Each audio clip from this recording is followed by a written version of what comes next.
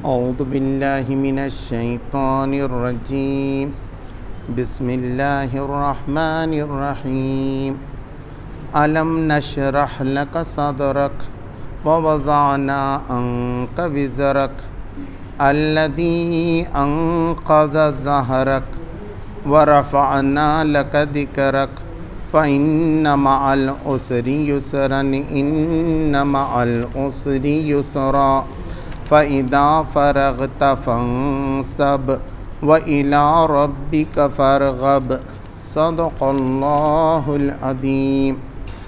اللہ کے نام سے جو بے انتہا مہربان اور رحم فرمانے والا ہے۔ اے نبی صلی اللہ علیہ وسلم، کیا ہم نے تمہارا سینہ تمہارے لیے کھول نہیں دیا اور تم پر سے وہ بھاری بوجھ اتار دیا جو تمہاری کمر توڑے ڈال رہا تھا، اور تمہاری خاطر تمہارے ذکر کا آوازہ بلند کر دیا؟ پس حقیقت یہ ہے کہ تنگی کے ساتھ فراخی بھی ہے، بے شک تنگی کے ساتھ فراخی بھی ہے، لہٰذا جب تم فارغ ہو تو عبادت کی مشقت میں لگ جاؤ اور اپنے رب ہی کی طرف راغب ہو۔ سچ فرمایا اللہ نے۔ محترم حضرات، یہ سورہ انشراح ہے، اس کو عالم نشرہ بھی کہتے ہیں، اور یہ مکہ معظمہ کے بالکل ابتدائی دور میں بھی ہیں، بلکہ جو ہم نے اس سے پہلے والضحیٰ پڑھی ہے تو والضحیٰ کے بعد بالکل لگی ہوئی ہے، اور مضامین بھی بڑے ملتے جلتے ہیں۔ اس میں بھی نبی کریم صلی اللہ علیہ وسلم کو یہ بات بتائی گئی تھی کہ ہم نے تم کو یتیم پایا اور پھر سہارا دیا، ہم نے تم کو غریب پایا پھر ہم نے تم کو غنی کر دیا، پیسے والا کر دیا، اور پھر تم کو ایک راستے پہ کھڑا ہوا پایا تو ہم نے ایک سیدھی راستہ تمہارے سامنے جو کھول کے رکھ دیا، اور تمہارا جو بعد کا زمانہ ہے وہ ہمیشہ پہلے سے اچھا رہنے والا ہے۔ آج جیسی حالت ہے اس سے بہتر حالت تمہاری اور ہونے والی، یہ خوشخبری دی گئی تھی کچھ دنوں کے وحی کے سلسلے کے رکنے کے بعد۔ اسی کو مزید یہاں پر آگے بڑھایا گیا ہے۔ تو یہاں جو بات بتائی گئی ہے وہ یہ ہے کہ اللہ کے رسول صلی اللہ علیہ وسلم کی ہمت بندھائی گئی ہے، اور اس ماحول اور معاشرے کے اندر بتایا گیا ہے کہ تم نبی کریم صلی اللہ علیہ وسلم کی ایک زندگی تمہارے درمیان گزر چکی، پہلے تو وہ یہ باتیں نہیں بتاتے تھے، اب وہ باتیں تم کو جو بتا رہے ہیں وہ اللہ تبارک و تعالیٰ ہی کی طرف سے ہیں۔ الم نشرح لک صدرک، کیا ہم نے کھول نہیں دیا تمہارا سینہ تمہارے لیے؟ سینہ کھولنے کا کیا مطلب ہے؟ کچھ لوگ یہ سمجھتے ہیں ایک شق قلب کا واقعہ ہے، نبی کریم صلی اللہ علیہ وسلم کا سینہ چیرا گیا تھا فرشتوں کی طرف سے، اور اس کو دھویا گیا تھا زمزم کے پانی سے، اس میں نور بھرا گیا تھا۔ تو لیکن اس کی یہاں کیفیت جو یہ بتائی جا رہی کہ ہم نے تمہارا سینہ تمہارے لیے کھول نہیں دیا، یعنی کوئی چیز واضح ہو جانا۔ مثلاً یہ ہوتا ہے کبھی کوئی آدمی بزنس کرنا چاہتا ہے تو اس کے سامنے ایک بزنس یہ بھی ہوتا ہے، یہ بھی ہوتا ہے، یہ بھی ہوتا ہے، تو وہ کہتا ہے کہ نہیں، مجھے اب شرع صدر ہو گیا، اب میں یہی کام کروں گا۔ یا وہ رشتے دیکھتا ہے 2-3 جگہ، یہاں کا بھی رشتہ چل رہا ہے، معلوم ہو ان کا بھی آ گیا ہے، اچانک 2-3 آ گئے ہیں، اب وہ کہتا ہے مجھے شرع صدر نہیں ہو رہا، کہاں کرنا چاہیے؟ پھر تھوڑی دیر کے بعد اس کو شرع صدر ہو جاتا ہے کہ نہیں، یہی کرنا چاہیے، یہ زیادہ صحیح طریقہ کار ہے۔ تو یہاں پر یہ بات ہے کہ اللہ تبارک تعالیٰ نے قرآن میں دوسری جگہ کہا کہ ہم اگر کسی کا سینہ کھولنا چاہتے ہیں تو ہم اسے اسلام کی توفیق عطا فرماتے ہیں۔ جس کا سینہ کھولنا چاہتے ہیں اس کو اسلام اتنا آسان ہو جاتا ہے، وہ کہتا ہے اسلام میں جو ہے وہی صحیح ہے، اللہ ایک ہے، محمد صلی اللہ علیہ وسلم اللہ کے رسول ہیں، پہلے کے رسول آتے رہتے، آخرت آئے گی، سچی بات بولنا چاہیے، یہ غیبت بری چیز ہے، یہ گناہ برے چیز ہیں، ایمانداری کا بدلہ برابر مل کے رہتا ہے دنیا اور آخرت میں، خدا کا ذکر کرنے میں، اللہ کی کتاب پڑھنے میں، لوگوں کے ساتھ وہ سارے معاملات کرنے، دشمنی کے مقابلے میں کھڑے ہونا اور نفرت کے مقابلے میں محبت بانٹنا، یہ سب اس کے لیے آسان ہو جاتا ہے۔ اس کو سمجھ میں آتا ہے یہی راستہ سچا ہے، اس پہ مجھے چلنا چاہیے۔ یہ بہت بڑی دولت ہے جو کسی کو مل گئی، ورنہ کیا ہوتا ہے مسلمان رہ کے بھی سب کرنا پڑتا ہے، صاحب بڑے بننا ہے تو سب ادھر ادھر کرنا پڑتا ہے، ایسا کبھی نہیں ہو سکتا۔ جس کا دل اسلام پہ کھلا اس کو معلوم ہے کہ اس میں موت ہے، یہ غلط کام کے اندر تباہی ہے، اسلام پہ اگر وہ ہے تو اس کا ایک دم سینہ جو ہے کھل جاتا ہے۔ یہاں ہوا کیا تھا؟ اللہ کے رسول صلی اللہ علیہ وسلم کا سینہ کھلنے کا مطلب کیا تھا؟ تو 40 سال تک اللہ کے رسول صلی اللہ علیہ وسلم پہ کوئی وحی نہیں آئی تھی، مگر اللہ کے رسول صلی اللہ علیہ وسلم کسی کی پوجا نہیں کرتے تھے، کسی کی عبادت نہیں کرتے تھے، مطلب کسی بت کی، کسی درخت کی، کسی وہ نہیں. ان کو احساس تھا کہ خدا ہے، ایک ہے خدا، لیکن اس کی صفات کیا ہیں، وہ عبادت کیسا چاہتا ہے، ابھی یہ چیزیں اللہ کی طرف سے وحی کے ذریعے سے معلوم نہیں ہوئی تھی. اور جتنے لوگ وہاں تھے سب بھٹکے ہوئے تھے، پورا معاشرہ بھٹکا ہوا ہے، جیسا کہ سب غلط کام ہو رہا تھا. زندہ اور لڑکیوں کو جو ہے زندہ درگور کیا جا رہا تھا، پیٹ میں سے بچی پیدا ہوتے ہی ادھر گڑا کر کے رکھ دیا جاتا تھا، اس کو وہیں گاڑ دیا جاتا.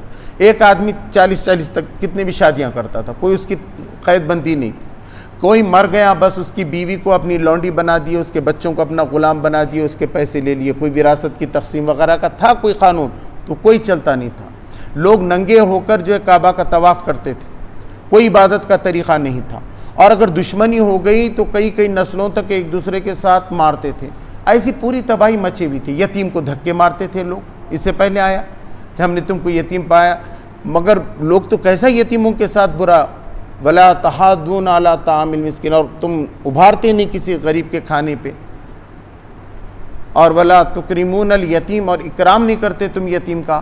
تو ایسا معاشرہ تھا. تو حضور چاہتے تھے یہ سب اچھے ہو جائیں، سب انسان نیک ہو جائیں، سب ایک دوسرے کی قدر کرنے والے، ایک دوسرے کو عزت دینے والے، آپس میں بھائی بھائی بن جائیں، دشمنیاں ختم ہو جائیں، عبادت کا کوئی پاکیزہ طریقہ ہمارے سامنے آ جائے.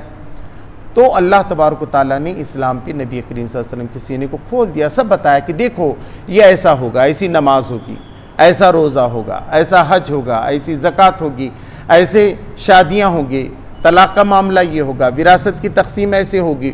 پوری چیزیں آنے لگیں کہ ایک اللہ کی طرف سے آہستہ آہستہ. تو تھوڑی سی آ رہی تھی، ابھی شروعات تھی، ابھی تو پورے قانون نہیں آئے تھے، لیکن یہی کہ اللہ ایک ہے، آخرت آنے والی ہے، یہ 3 چیزوں پہ توجہ دلائی جا رہی تھی. اللہ ایک ہے، محمد صلی اللہ علیہ وسلم اللہ کے رسول ہیں، آخرت آنے والی ہے. تو یہ 3 چیزوں پہ اللہ کے رسول صلی اللہ علیہ وسلم کو کرنا تھا. اب اس میں بھی وحی کا سلسلہ ذرا رکتا تو ایک ہی سہارا تھا، اللہ کا سہارا، اللہ کے وحی کا سہارا. دوسرا معاشرہ تو پورا ایسا کوئی نہیں تھا کہ پیٹ تھپ تھپائی آپ کے ساتھ آ گئے، پورا نیا معاشرہ. دیکھیے اس میں دعوت کا کام الگ طریقے سے ہوگا، آج دعوت کا کام الگ طریقے ہوگا. وہاں نہ جب کوئی مسجد تھی، نہ ایکیشورواد کی کوئی بات تھی، تو ٹکراؤ بہت زبردست تھا. لیکن آج ایسا ہے، ادھر مسجد بھی ہے، ادھر مندر بھی ہے، ادھر گرودوارہ بھی ہے، یہ ایسا ٹکراؤ نہیں ہو سکتا. اب جس کا دل چاہے مسجد میں آ کے نماز پڑھے، جس کا دل بولے چلا گیا بھائی مندر. تو آج کوئی روک ٹوک نہیں، مگر وہاں تو ایسا تھا ہی نہیں. ایک خدا کی عبادت کا تصور کیا تھا، صحیح تصور کیا تھا، کون سے آدمی کتاب پڑھے، کیسی عبادت کرے. تو اس پہ اللہ تبارک تعالیٰ نے نبی کریم صلی اللہ علیہ وسلم کے سینے کو کھول دیا. پورا یقین ہو گیا کہ اللہ کی طرف سے جو وحی آئے گی وہی آخری تک انسان کو کامیاب بنا سکتی ہے. وَوَضَعْنَ عَنْكَ وِزْرَكَ، اور ہم نے تم پہ سے وہ بوجھ اتار دیا جو تمہاری کمر توڑے ڈال رہی. نبی کریم صلی اللہ علیہ وسلم تو بہت پاکیزہ کردار کے آدمی تھے پہلے، اور کوئی گناہ آپ نے نہیں کیا تھا کہ کسی اس کا بوجھ آپ پہ ہو. تو بوجھ کیا تھا؟ تو بوجھ یہی تھا، سینے پہ پریشانی. اب کیا ہوگا، یہ پورے ملک کا کیا ہوگا، پورے سماج کا کیا ہوگا، پوری دنیا کا کیا ہوگا، کونے کونے تک کیسے یہ پیغام پہنچے گا، اور یہ مسئلے کیسے حل ہوں گے.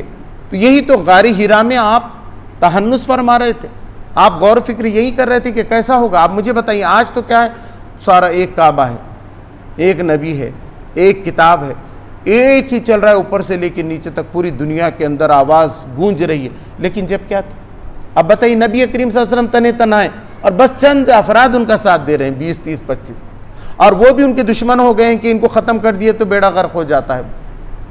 ایسے موقع پہ کہا گیا کہ ہم جو یہ تم کو بتا رہے ہیں، تم پہ بوجھ ہے، وہ ہم نے ہٹا دیا ہے، ہم اب پوری رہنمائی تمہاری کریں گے، ہم تم کو پورا راستہ بتائیں گے اب یہاں سے. تو ایک بڑا بوجھ، یہ جو بہت بوجھ رہتا ہے. لوگوں سے آج بھی پوچھتا ہوں میں، نوجوانوں سے کبھی بات ہوتی ہے ٹرین میں، وہ کہتے ہیں صاحب سماج کے حالات دیکھ کے تو اتنا ہوتا ہے، دماغ آخری میں کچھ نہیں کرتا، تو ہم کیا کرتے ہیں، ٹھنڈے پانی سے نہا کے سو جاتے، بس سمجھ میں نہیں آتا راستہ کدھر سے ہے. یہ پورا کرپٹ معاشرہ، کدھر سے جائیں، کدھر سے سدھار پیدا کریں. تو جس کو راہ اور ہدایت نہیں ملی ہے وہ آج بھی پریشان، آج بھی پریشان. وہ سکون میں جس کے سامنے راہ راست ہے، جس کے سامنے ہے نہیں تو وہ کرے تو کیا کرے، جائے تو کہاں جائے. تو یہ بڑا بوجھ نبی کریم صلی اللہ علیہ وسلم کا جو ہے اتار دیا گیا تھا. الذی انقض ظہرک، جو تمہاری کمر توڑے ڈال رہا تھا. کمر توڑے ڈالنا یعنی بہت بوجھ پڑ جانا، بھئی اتنا ڈالے تم نے، میری کمر مت توڑو. ایک اصطلاح ہمارے پاس بھی ہے. تو یہ کمر جو ٹوٹ رہی تھی اور یہ جو بوجھ آپ پہ پڑ رہا تھا جس کی وجہ سے آپ کا دل تنگ ہو رہا تھا، آپ گھٹ رہے تھے، بتایا ہم نے آپ کا وہ دور کر دیا ہے۔ وَرَفَعْنَا لَكَ ذِكْرَكَ، اور تمہاری خاطر تمہارے ذکر کا آوازہ بلند کیا، یعنی تمہاری تعریف بڑھا دی۔ اب بتائیے، مکہ کے اندر ہی لوگ نبی صلی اللہ علیہ وسلم کو ختم کرنا چاہ رہے ہیں، اور اللہ تبارک و تعالیٰ بتا رہا ہے ہم تمہارے نام کو پوری دنیا میں پھیلاتے جا رہے ہیں۔ تو کیسا پھیلا رہے تھے؟ تو ہوا یہ کہ نبی کریم صلی اللہ علیہ وسلم کے دشمنوں نے سب سے زیادہ نبی صلی اللہ علیہ وسلم کے نام کو پھیلایا، کوئی بھی نہیں جانتا تھا پورے عرب میں، مگر ان کو پریشانی ہو گئی کہ اگر محمد صلی اللہ علیہ وسلم کی دعوت عام ہو گئی تو ہماری تو سرداری گئی، اس لیے وہ یہ کہنے لگے ہمارے پاس ایک ایسا آدمی آیا ہے، اتنی اچھی اچھی باتیں کرتا ہے دین کی اور ایک نئے دھرم کی، اور نتیجہ یہ ہوتا ہے ہمارا بھائی بھائی میں دشمنی ہو جاتی، باپ بیٹے میں دشمنی ہو رہی، میاں بیوی میں دشمنی ہو رہی، کیونکہ جو اسلام قبول کرتا تھا وہ مانتا نہیں تھا دوسروں کیا، وہ سچے پہ چلوں گا بولتا تھا، ایک ہی خدا کی عبادت کروں گا بولتا تھا، آخرت آنے والی ہے بولتا تھا، بالکل اس کے گھر کے اندر تو پریشانی شروع ہو جاتی تھی۔ اب بھی ایسے ہوتا ہے، کوئی نو مسلم ہو گیا اس کے گھر میں بڑا ٹکراؤ ہوتا ہے، بہت پریشانی ہوتی ہے کہ بھئی کیسے کریں، یہ تم نئی بات کیا لا رہے ہو، یہ پہلے سے چلتے آ رہا ہے اپنے باپ دادا کا طریقہ، اور تم یہ نیا بات کیا لا رہے ہو اس کے سلسلے میں۔ تو کہا کہ اس طریقے سے وہ جھگڑا لگاتا ہے، اور نبی کریم صلی اللہ علیہ وسلم کا نام سب کو پہنچا، تو لوگوں نے بتایا ایسے کیسے محمد صلی اللہ علیہ وسلم، اچھا کیا بولتے تو کیا ہوتا ہے، کیوریسٹی پیدا ہو جاتی، لوگوں میں جستجو پیدا ہوتی، کوئی بھی بولے نا، ایک آدمی آ گیا کہتے صاحب ایسی بات، ارے جاکیں گے اپن بھی بولیں گے، ذرا 2 منٹ دیکھیں گے تو ایسا کیسا ہے، انہیں کیا کر رہا ہے، تو الٹا نہیں معلوم تھا تو معلوم ہوا، پرچار پرسار ایسا نہیں تھا، جب واٹس ایپ نہیں تھے، سوشل میڈیا ٹی وی وغیرہ کچھ نہیں تھا، اسی کے ذریعے ان کی بات پھیلی۔ دوسری بات یہ کہ حج کا وقت آ گیا، حج کا وقت آیا تو یہ ایک ایک قبیلے میں جا کے بولتے تھے اب آنے والا ہے، دیکھو ہمارا بھتیجا ابو لہب بھی ہوتا تھا، ابو جہل بھی ہوتا تھا اور بتاتا ہمارا آنے والا ہے، بلکہ نبی کریم صلی اللہ علیہ وسلم کہتے ان کے پیچھے جاتا تھا، کہتا تھا یہ جادوگر ہے، نعوذ باللہ من ذالک۔ تو لوگ نبی صلی اللہ علیہ وسلم سے اور ملنے کو اتسکتا ہوتی تھی ان کا، ارے کیا بول رہے ذرا سنیں گے، یہ صاحب بھی کیا بول رہے، اب حج کا موقع چل رہا ہے، سب کا سن رہے، ان کا بھی سن لیں گے ہم یہاں ان کا۔ تو نبی صلی اللہ علیہ وسلم کی بات پھیلنا شروع ہو گئی آہستہ آہستہ، پھر تو اتنی پھیلی کہ مدینہ تک پہنچی، مدینہ کے لوگ گئے۔ اور آج کیا حالت ہے؟ آج حالت یہ ہے کہ ایک سائنٹسٹ نے بہت اسٹڈی کی، اس نے کہا کہ صاحب دنیا میں اتنے لوگ دنیا میں پیدا ہو گئے چلے گئے، لیکن کس کا نام سب سے زیادہ دنیا میں لیا جاتا ہے؟ وہ آئنسٹائن نے شودھ لگا دیا، ہمارے گاندھی جی نے بھی یہاں اتنے بڑے ملک کو، کروڑوں کے ملک کو آزادی دلائی، ایسا تو کس کا نام دنیا میں سب سے زیادہ لیا جاتا ہے؟ تو اس نے بتایا کہ محمد صلی اللہ علیہ وسلم کا نام دنیا میں سب سے زیادہ لیا جاتا ہے، سب سے زیادہ۔ آج ایک سیکنڈ بھی ایسا نہیں گزرتا جب نام محمد صلی اللہ علیہ وسلم دنیا میں نہیں لیا جاتا۔ تو اس نے اسٹڈی کر کے بتایا کہ اب اس وقت ہی دنیا کے اندر کہیں فجر کی اذان ہو رہی ہے، کہیں ظہر کی ہو رہی ہے، کہیں عصر کی ہو رہی ہے، کہیں مغرب کی، کہیں عشاء کی، سب اذانیں آج ہو رہی ہیں اب اس وقت دنیا میں۔ پوری دنیا اسی گول ہے 24 گھنٹے کی، اور 24 گھنٹے میں کہیں نہ کہیں ہو رہا ہے۔ اچھا دعا ختم ہوتی ہے، اس کے بعد دعا ہے محمد صلی اللہ علیہ وسلم کے نام کی۔ اب میں ایسا درس قرآن دے رہا ہوں تو کتنے بار محمد صلی اللہ علیہ وسلم کا نام لے رہا ہوں۔ اب ہم نے نماز پڑھا تو نماز میں ہم نے اتحیات کے بعد درود شریف پڑھا، تو محمد صلی اللہ علیہ وسلم کا نام لیا ہی جاتا ہے۔ اور پھر اللہ کے رسول صلی اللہ علیہ وسلم نے ایک مرتبہ بتایا کہ میرے پاس جبرائیل آئے تھے اور انہوں نے کہا کہ محمد صلی اللہ علیہ وسلم تم جانتے ہو کہ تمہارا رفع ذکر کیسا ہو گیا، کیسا لوگ تمہارا نام لیں گے؟ تو اللہ کے رسول صلی اللہ علیہ وسلم نے کہا کہ نہیں مجھے نہیں معلوم ہے۔ صحابہ نے کے سامنے کہا تو صحابہ نے کہا اللہ اس کے رسول جانتے ہیں۔ تو اللہ تبارک تعالیٰ نے کہا جب میرا نام لیا جائے گا جب اس کے ساتھ محمد صلی اللہ علیہ وسلم کا نام لیا جائے گا۔ کلمہ ہی کمپلیٹ نہیں ہوتا، آج کمپلیٹ کرنا ہے کلمہ لا الہ الا اللہ، تو آدمی مسلمان نہیں ہو سکتا۔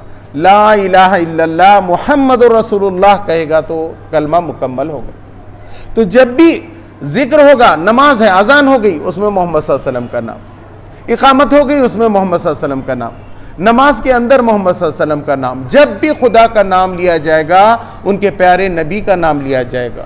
اتنا کسی کو احساس نہیں، دنیا میں بڑے بڑے کام لوگوں نے، اور آج بڑھ ہی رہا ہے، ایسا نہیں ہوا کہ ختم ہوا۔ آج دنیا کا کوئی کونا ایسا نہیں جہاں مسلمان نہیں، اور آج بھی لوگ اسلام قبول کر ہی رہے، آج بھی محمد صلی اللہ علیہ وسلم کے پہ اپنی جان چھڑکنے کے لیے تیار ہے۔ آج بھی آپ پڑھیے، پورے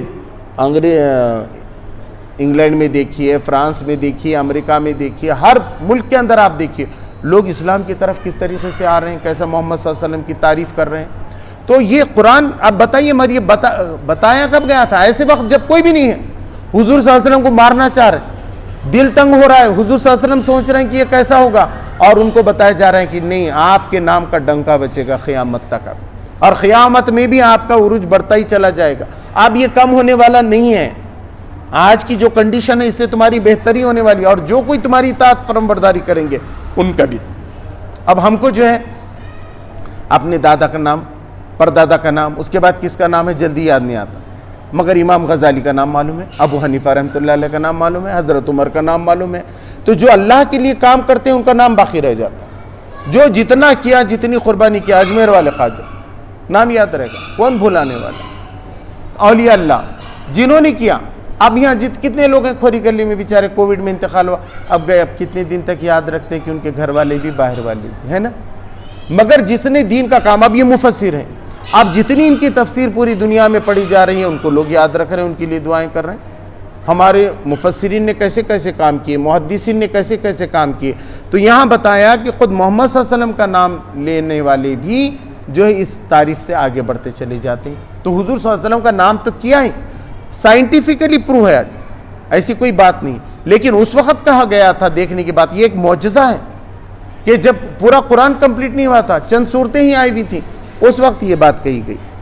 فَإِنَّ مَعَ الْعُسْرِ يُسْرًا إِنَّ مَعَ الْعُسْرِ يُسْرًا.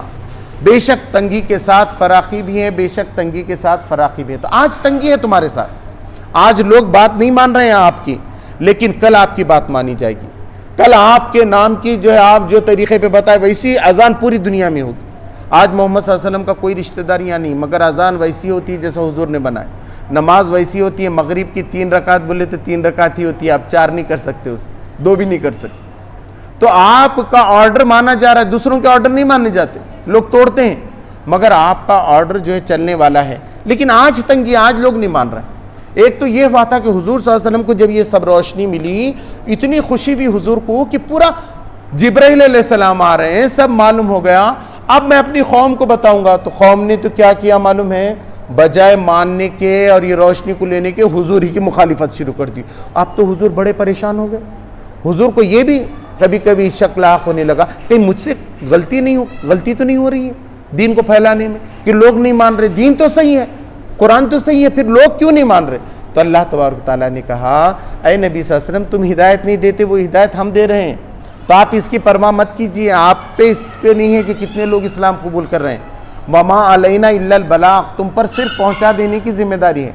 تو تم دل تنگ مت ہو، یہ قبول نہیں کر رہا، بڑے بڑے سردار نہیں مان رہے ہیں، کیسا یہ دین آخری تک کونے تک پہنچے گا، مکہ کے لوگ ہی نہیں مان رہے ہیں. تو یہ جو آپ کا دل تنگ ہو رہا ہے تو مت کیجیے اپنے دل کو تنگ.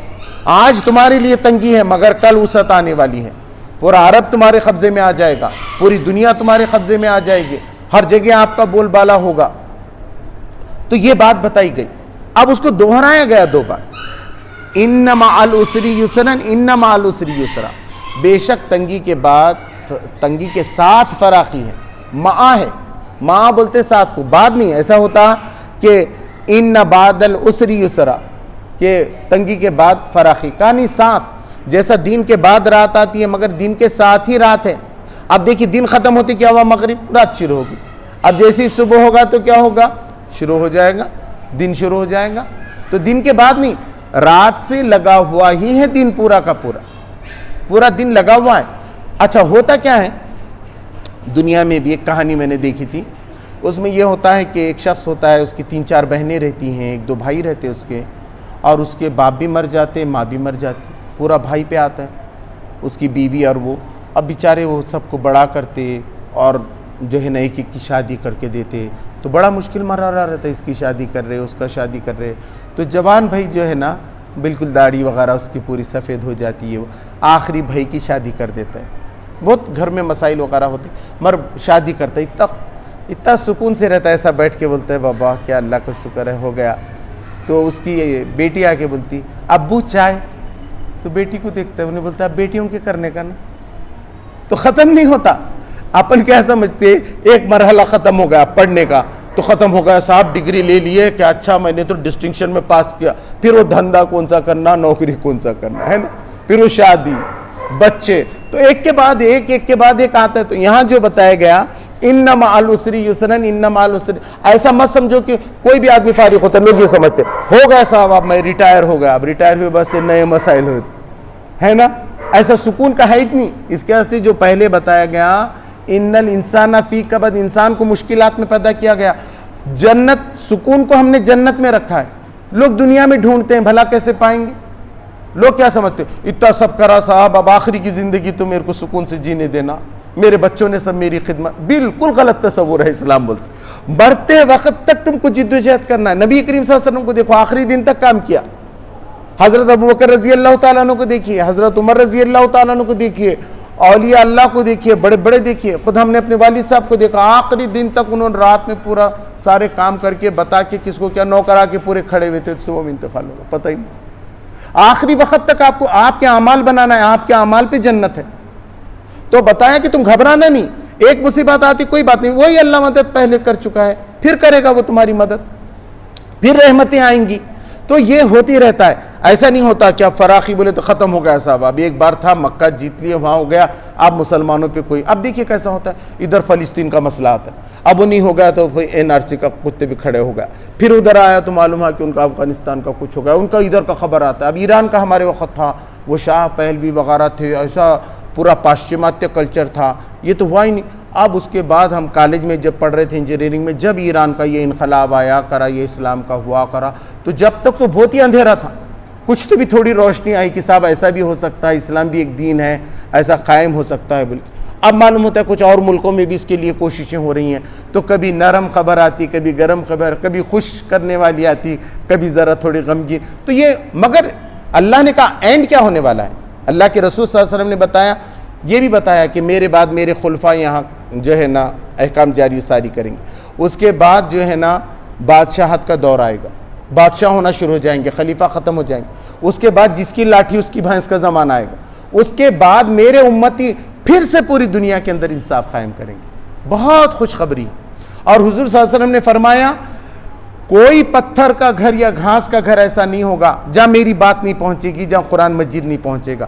یا تو آدمی مانے گا یا رد کرے گا، مرداوت ہر ایک تک پہنچے گی دنیا کے اندر. اور پھیل رہی ہیں آج دنیا کے اندر، لوگ جان رہے ہیں، سمجھ رہے ہیں. قرآن کا ہر زبان میں ترجمہ ہو چکا ہے.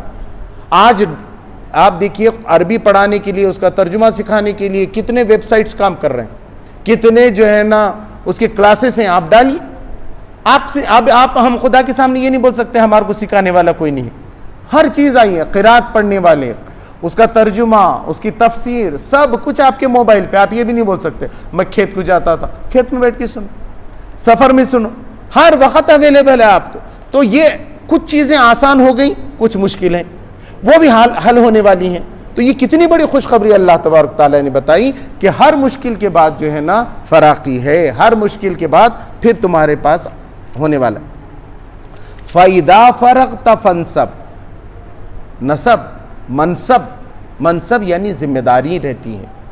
آدمی کے لیے محنت کرنا پڑتا ہے. وہاں پر ہر آدمی کو محنت کرنا پڑتا ہے. سروس کے لیے محنت کرنا پڑتا ہے، بزنس کے لیے، پڑھنے کے لیے، خاندان چلانے کے لیے، یہ خوب کرنا پڑتا ہے. اور یہ اللہ کے احکام کے مطابق کرنا پڑتا تھا. نبی کریم صلی اللہ علیہ وسلم کو تو لوگوں کو دعوت دینا، مسئلے سمجھانا آپ نے پڑھا، پوری زندگی اس کے اندر گئی، پورا کام کر رہے ہیں. تو کہا گیا کہ جب آپ یہ سارے کاموں سے ذرا شام کے وقت فارغ ہو گئے، دوپہر کے وقت فارغ ہو گئے، رات میں فارغ رہتے ہیں، تو کیا کرنا چاہیے؟ وَإِلَىٰ رَبِّكَ فَارْغَب. تو اپنے رب کی طرف راغب ہو جاؤ، اس سے لو لگاؤ، اس کے گن گاؤ، اس کی حمد کرو، اس کی تسبیح کرو. قرآن نے بار بار بولا رات میں مومن وہ ہوتے ہیں، مسلمانوں کی کیفیت بتائے وہ زیادہ دیر تک بستر پہ نہیں سوتے، اٹھتے ہیں، وہ خدا کے سامنے کھڑے ہو جاتے ہیں، وہ قرآن کی تلاوت کرتے ہیں، وہ نماز پڑھتے ہیں. یہاں تک کہ اللہ کے رسول صلی اللہ علیہ وسلم کا آخری میں جب پورا ہوا تو اس کے بعد آئے گی وہ سورت اذا جاء نصر اللہ والفتح ورأیت الناس يدخلون فی دین اللہ افواجا فسبح بحمد ربک واستغفرہ انہ کان. سب کام کریں تو بھی اللہ سے استغفار کرو. معلوم نہیں اللہ میں نے تیرے دین کا کام کر سکا کہ نہیں، میں قرآن پڑھ سکا کہ نہیں. جیسی جیسی آپ کی عمر زیادہ ہو رہی ہے آپ کی عبادت زیادہ ہونا چاہیے. جوانی میں بھی ہونا چاہیے، بڑھاپے میں بھی نمازیں پڑھنا چاہیے، قرآن کی تلاوت بڑھنا چاہیے، خدا سے راغب ہونا چاہیے. اور یہ ایسی ہے جیسے آپ بیٹری چارج کرتے ہیں، اب ادھر ادھر گئے بعد میں بولتے ہیں ارے نہیں بات نہیں ہو سکتی کیا، بیٹری گئی ختم. تو اللہ سے چارج لینا ہے. اللہ سے جب ربط لگاتے آپ تہجد پڑھتے، یا ایھا المزمل میں بھی آیا، تو خدا سے آپ ربط قائم کرتے، وہاں سے انرجی آپ کو مل رہی ہے، اللہ کی رحمتیں اتر رہی ہیں. جتنا آپ کا تعلق قرآن سے ہوگا، آپ کی زبان اللہ کے ذکر سے تر ہوگی، آپ کو طاقت ملتی چلی جائے گی۔ اس کے بغیر یہ بڑا کام نہیں ہو سکتا، زندگی سفل نہیں ہو سکتی۔ خلیفہ کی زندگی ہے یہ، اللہ نے ہم سب کو خلیفہ بنایا ہے۔ تو اللہ کی زبان سے تر ہو کر، قرآن سے لو لگا کے، رات رات اس کے لیے سجدے کرنا۔ بار بار اللہ نے کہا صبح کے وقت نماز پڑھو، دوپہر میں پڑھو، شام کے وقت پڑھو، رات میں، اور رات میں سجدے کرتے رہو۔ بار بار خدا کو سجدے کرو، جب بھی آنکھ کھل رہی ہے خدا کو سجدے کرو، خدا سے دعائیں مانگو۔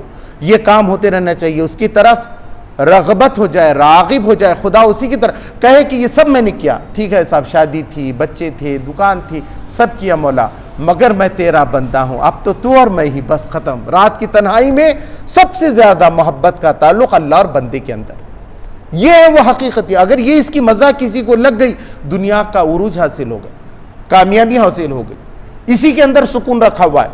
لوگ کیا سمجھتے ہیں ہم دنیا سب کر لیے، مل گئی تو ہم کو سکون آتا، نہیں آتا۔ اللہ تبارک تعالیٰ نے فرمایا الا بذکر اللہ تطمئن القلوب، اللہ ہی کا ذکر وہ ہے جو قلب کو سکون عطا کرتا ہے۔ سب کر کے بھی تم بے چینی رہیں گے، بے قرار، دل جو ہے بے قرار ہے۔ قرار آئے گا خدا سے ملنے کے بعد، خدا کے ذکر کے بعد، خدا کے راغب ہونے کے بعد۔ اتنی بہترین انداز میں یہ سورت کے اندر نبی کریم صلی اللہ علیہ وسلم کو سنایا گیا تھا۔ جب ہم عمرہ کو گئے، نبی کریم صلی اللہ علیہ وسلم کی ایسی مزار ہے، امام صاحب نے مغرب میں یہ دونوں صورتیں پڑھی۔ پہلی اس میں پڑھا وَالضُّحَىٰ وَاللَّيْلِ إِذَا سَجَىٰ مَا وَدَّعَكَ رَبُّكَ وَمَا، پورا نبی ایسا، نبی صلی اللہ علیہ وسلم بازو میں، اور نبی کی لا وہ جو جسم رہتا ہے وہ اس کو مٹی کھاتی نہیں، جیسے کہ ویسا رہتا ہے۔ جو سلام کرتے ہیں نبی کریم صلی اللہ علیہ وسلم کو، تو نبی صلی اللہ علیہ وسلم نے کہا کہ میں جواب دیتا ہوں ان کو، اندر سے جواب دیتا ہوں، میں ان کو جواب دیتا ہوں۔ تو یہ بات وہاں یہ زندہ کلام جو 1500 سال پہلے نازل ہوا، آج بھی ایسی حرارت بھرتا ہے، پورے رونگٹے کھڑے ہو جاتے۔ کیا ہے علم نشرہ، تمہارا سینہ کھول دیا، تم کو صحیح راستہ بتا دیا، اب تم راغب ہو جاؤ خدا کی طرف۔ پھر بندہ سجدہ کر رہا ہے، غیر معمولی روحانی قوت۔ اسلام ایک روحانی قوت ہے، وہ زندگی کی ہر خوشی کو تم کو دیتی ہے۔ اس کے اندر آرتھک ویوستھا بھی ہے کہ کیسا مالی بھی ہو، معاشرت بھی ہے کہ سماجی تعلقات آپ کے کیسے ہو، سیاست بھی ہے کہ کیسی ہونی چاہیے، وہ خلیفہ وغیرہ آپ نمائندے چنے ہوئے ہونا چاہیے۔ یہ سب قرآن مجید کے اندر بڑی وضاحت کے ساتھ باتیں آئی ہیں۔ اللہ تبارک تعالیٰ سے دعا ہے کہ جو کچھ پڑھا جا رہا ہے اس کو صحیح طور پہ عمل کرنے کی ہمیں توفیق عطا فرمائے۔ ربنا آتنا فی الدنیا حسنۃ وفی الآخرۃ حسنۃ وقنا عذاب النار۔ سبحان ربک رب العزۃ عما یصفون والسلام علی المرسلین والحمد للہ رب العالمین۔